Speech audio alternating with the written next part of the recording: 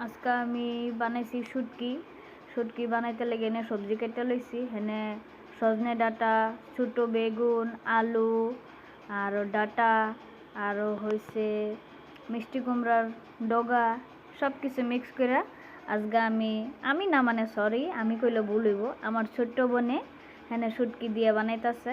আমি হেনে ওর মানে ভিডিও করতেছি। অল্প অল্প করলাম গাইস, মাঝে মাঝে মিষ্টিকও আছে। খালি মানে রেসিপি না, এটা কোনো জাস্ট শেয়ার করলাম। মানে এই যে হ্যাঁ দেখেন বহায় দিছে। আমি হেরি ইয়া করতে পারি নাই। মশলার ভিতরে নর্মালি আমরা জন্ডি দেই, নিত্য ব্যবহার করি হলুদ গুঁড়া, মরিচের গুঁড়া আর জিরার গুঁড়া, বাস, আর নিমক।